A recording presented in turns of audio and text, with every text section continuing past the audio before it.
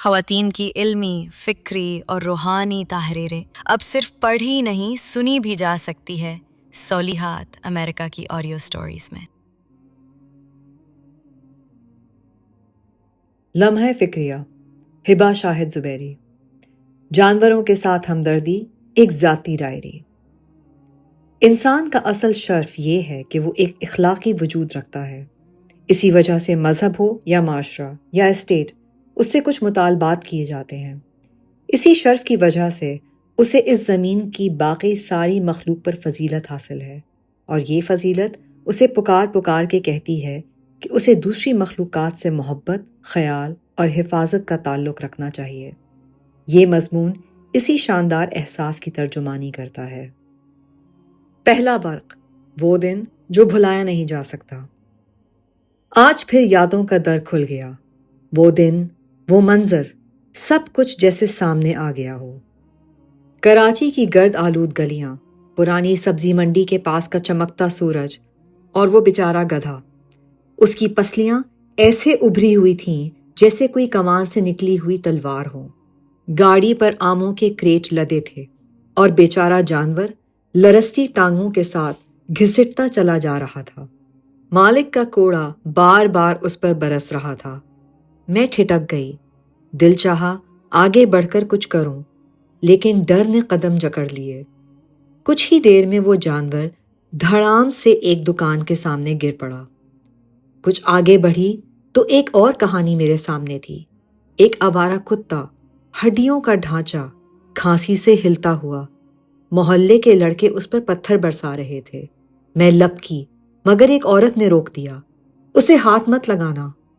کتے نے زخمی اور تھکے ہارے انداز میں لنگڑاتے ہوئے وہاں سے رخصت لی۔ وہ لمحے میری ڈائری کے پہلے ورق کی طرح ہیں، ایسے ورق جو مٹائے نہیں جا سکتے۔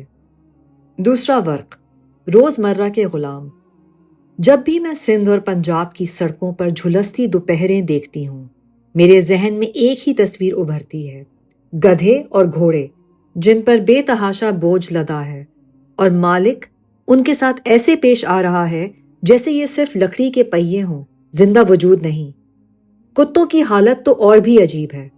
اکثر لوگ انہیں صرف ناپاک کہہ کر رد کر دیتے ہیں۔ ان سے ناپاکی کا عقیدہ اتنا عام ہے کہ یہ بیچارے کتے ہمارے معاشرے میں رحم کے ادنا سے سلوک کے بھی مستحق نہیں سمجھے جاتے۔ نتیجہ، وہ خاموشی سے سڑکوں پر مرتے رہتے ہیں۔ تیسرا ورق، خوشی کے تہوار، جانوروں کی قید۔ عید، عقیقہ یا شادی کی دعوتیں، ہمارے لیے یہ مسرت کے دن ہیں، لیکن جانوروں کے لیے اکثر مرغیاں، بکریاں اور گائیں تنگ پنجروں اور گندے باڑوں میں زندگی گزارتی ہیں۔ نہ کوئی آرام، نہ دوا، نہ سکون۔ میرے دل میں اکثر سوال اٹھتا ہے، کیا وہ جنہیں ہم اللہ کے نام پر قربان کرتے ہیں زندگی کے دوران کسی نرمی کے لائق نہیں؟ کیا وہ دل اور احساس سے خالی ہیں؟ چوتھا ورق، قانون کا دکھاوا۔ میری ڈائری کے صفحات گواہ ہیں کہ ہم ایک پرانے قانون کے سائے میں جی رہے ہیں۔ Prevention of cruelty to animals act 1890۔ سوچئے، 1890، 1890، اور سزا صرف 50 یا 100 روپے جرمانہ اور چند دن قید۔ پاکستان پینل کوڈ کی دفعہ 429 تو کہتی ہے کہ اگر 50 روپے سے زیادہ قیمت والا جانور مارا یا معذور کیا جائے تو 5 سال قید ہو سکتی ہے، لیکن کیا کبھی کسی نے اس سزا کا ملنا دیکھا ہے؟ میرا دل کہتا ہے نہیں۔ لاہور ہائی کورٹ بھی تسلیم کر چکی ہے کہ یہ قوانین ناکافی ہیں۔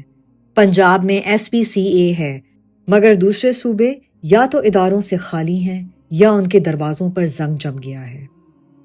پانچواں ورق، آوارہ کتوں کا قتل عام۔ میری یادداشت میں ایک اور کڑوا ورق درج ہے۔ ہر سال کراچی اور لاہور جیسے شہروں میں ہزاروں آوارہ کتوں کو زہر دے کر یا گولیاں مار کر ختم کر دیا جاتا ہے۔ یہ طریقے ظالمانہ بھی ہیں اور بیکار بھی۔ مسئلہ حل نہیں ہوتا، صرف ظلم بڑھ جاتا ہے۔ چھٹا ورق، امید کا چراغ۔ مگر ہر ورق اندھیرا نہیں۔ 2013 میں عائشہ چندری گر نے کراچی میں ACF کی بنیاد رکھی۔ میں نے خود دیکھا ہے کہ یہ ٹیم کتوں، بلیوں، گدھوں اور گھوڑوں کو بچانے کے لیے کس جذبے سے ریسکیو ایمبولینس، شیلٹرز اور علاج مہیا کرتی ہیں۔ ان کا TNR پروگرام آوارہ کتوں کی آبادی کو انسانی طریقے سے قابو میں رکھنے کا ایک روشن قدم ہے۔ کم وسائل کے باوجود یہ لوگ مسلسل روشنی بانٹ رہے ہیں۔ 7واں ورق، اگر آپ کچھ کرنا چاہتے ہیں۔ میں نے اپنی ڈائری کے اس حصے میں ہمیشہ یہ نمبر محفوظ رکھے ہیں تاکہ کسی جانور کی مدد کے وقت ہاتھ میں ہو۔ ACF Karachi, local mobile number 0333376624۔ SAWO Lahore, Lahore کا local number 042354563333۔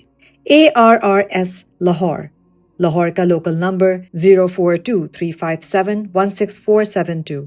VCO Lahore, Lahore کا لوکل نمبر 042354400826۔ اس کے علاوہ اپنے لیے چند اصول بھی لکھے ہیں۔ شیلٹرز کو وقت یا عطیہ دیں۔ سڑک پر آوارہ جانور کے لیے پانی اور کھانا رکھیں۔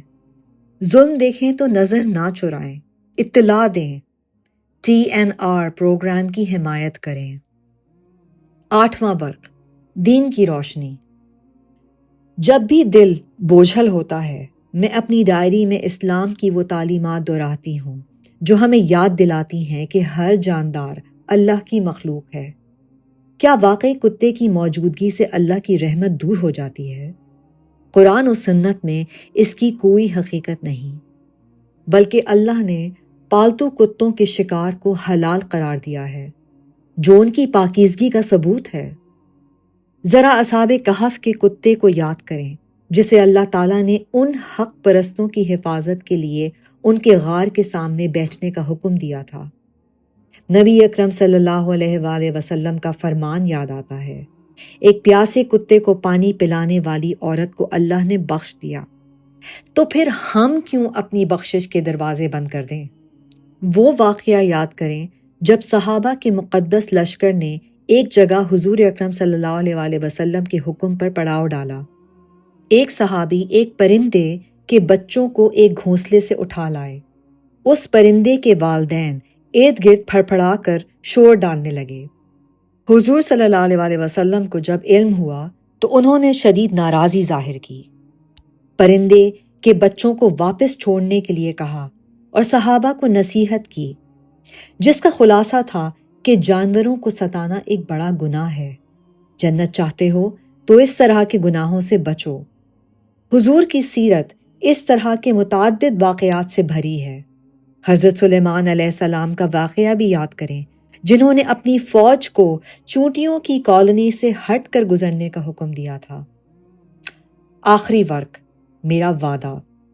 میں نے اپنی ڈائری کے آخری ورق پر یہ عہد لکھا ہے، آج سے آگے میں ہر جانور کو نرم دل سے دیکھوں گی، پیاسا ہوگا تو پانی دوں گی، بھوکا ہوگا تو کھانا دوں گی، کسی دکاندار کو نرمی سے سمجھاؤں گی، کسی ہمسائے کو حدیث یاد دلاؤں گی، کیونکہ میں جانتی ہوں چھوٹا سا عمل بڑا فرق لا سکتا ہے، اور یہی فرق کل کو ہمارے معاشرے کو بدل سکتا ہے۔